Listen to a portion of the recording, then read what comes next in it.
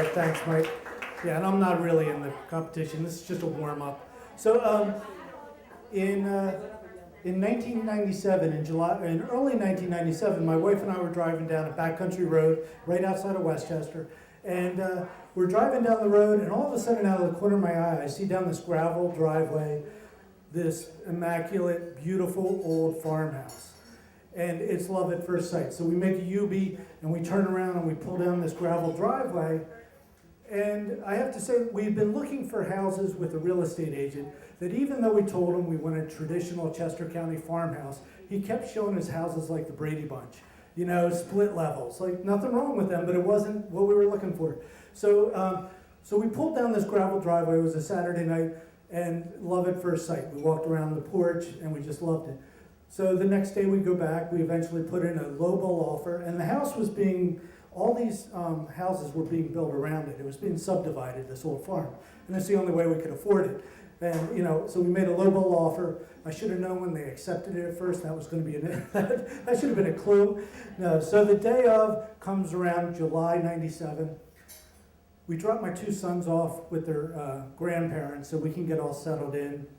Settlement goes well. We arrive with 3 movers, and it's a really sticky, humid July day. The movers start hauling everything in. We're about 2/3 done, and it looks like a storm is brewing in off the west and coming towards us, and we're trying to get it finished.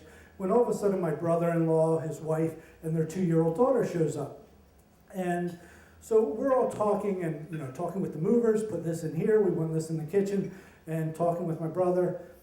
And my niece, the most beautiful little girl, she kind of looked like Coraline. You ever see that movie based on the Neil Gaiman book? You know, little black hair, giant brown eyes. It looked just like her. So all of a sudden, we're talking, I'm talking to my brother, and all of a sudden we're like, Erin, where's Erin? And we can't find her. And so so I said, well, I'm going to go in the house, and I'm thinking we're going to find her in a couple, she's around back. And I can hear my sister-in-law, her voice getting higher and higher, like, Erin, and I'm run up through the house, and I say, I'll check every floor, and there's a lot of closets and little crawl spaces, little nooks that were so charming when I walked through the house the first time. But now, everything's looking like a little crawl space, dangerous crawl space. I'm like looking at the mantelpiece, like, if I hit this mantelpiece, is it going to be like the Frankenstein movie where, you know, it spins around? And my sister-in-law, I mean, I hear her getting really crazy, you know, really concerned. So I run down, and they still haven't found her. And it's been like 10, 15 minutes now. And the movers, the one guy comes up and says, can we help, you know? And I'm like, yeah. And then in the back of my mind, I'm like, you know, these movers, they're like one step above carnies, you know? Can they be trusted? You know, and I can say that because I put myself through college as a mover.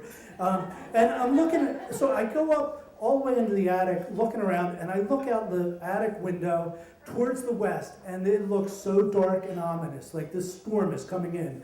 And I'm looking out over the field where there's all these basements are dug. So, you know, I'm like, we're in the middle of a construction site with 10 or 12 houses being built around us, and where is she? And my sister-in-law freaks out. She calls the cops. We've been in the house like for 3 hours, and the cops are already coming to our house. And I'm just thinking, the most horrible things were going through my mind, like, oh my gosh, this house has swallowed up my niece. It's like the Amityville horror house, and I haven't even slept in this house. And how am I going to sell this house if we never find her body, right? You know, my life savings is in this house, and, you know, I'm like, what's going to happen? So the policeman arrives, and just as he arrives, my brother finally says, with like a big relief, and my wife reminds me, in her version, she found Erin first, and then my brother went over crying, and I always forget that part. But because I walked into the living room, and my brother's, who was a football player, you know, all Catholic, is like, you know, heaving sobs of joy because he found her. And she had gotten between these 2 doors in our living room, the door to the outside, and there was a space this big. And when he said to her, Erin, you scared us all. Why didn't you answer when I called you? And Erin says, Daddy, I told you we were going to play hide and seek. But, I mean, I was very scared. I love this house. I've been there. It's been a lot of work. And I like to say I want to live in this house till I die. And it's taken so much work that my wife often says, I may just have to kill you. So, all right, that's my story. Thanks.